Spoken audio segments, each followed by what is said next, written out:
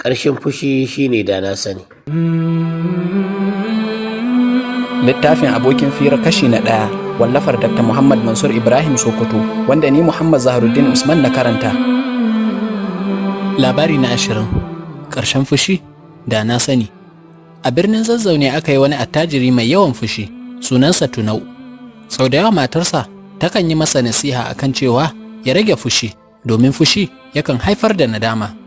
Wata rana ya dawo gida daga kasuwa, sai ya tarar yaronsa Awaisu ya dawo daga makaranta yana wasa har ya fasa gilashin taga ta babban zauren gida. Da tambaya aka ce masa Awaisu ne, sai ya riɗi wata sanda ya bi shi da gudu ya fyaɗa masa ita. Awaisu a lokacin bai wuce shekara 7 ba, ya ruga da gudu yana kuka ya yi wurin mahaifiyarsa. Da ta lura lallai Awaisu ya samu rauni a hannunsa, sai ta yi masa tuwon ƙasa kamar yadda aka saba, amma kafin gobe hannunsa ya kumbura.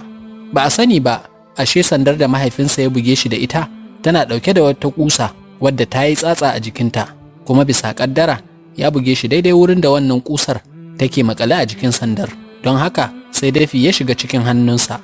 Ba a ɓata lokaci ba aka kai shi asibiti. Likita ya ce dole ne a yanke hannunsa, kuma idan ba a gaggauta ba dafin zai rarrafa zuwa cikin jikinsa.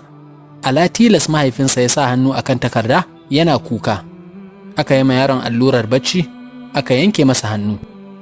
A lokacin da ya farfado ya ga an cire masa hannu, sai ya fashe da kuka ya ce a kira masa babansa. A nan ne fa ya yi maganar da ta kiɗima mahaifin nasa. Ya ce, baba, wallahi ba zan sake ba, don Allah ka maida min da hannuna. Cikin firgici da takaici da yin da na sani, mahaifin nasa ya jefa kansa daga saman benen asibiti ya faɗo, kansa ya fashe. Kafin a ce kwabo, ya ce gagarinku. Ita kuma mahaifiyar yaron, ganin halin da ta shiga, sai ta kwale ihu. Har yanzu tana asibitin mahaukata tana shan magani. Yaron kuma ya haɗi kaifi biyu, ga zafin ciwo ga raɗaɗin maraici. Darussa. Fushi babban makamin shaiɗan ne, wanda ya bi son zuciya lallai ne zai gamu da dana sani.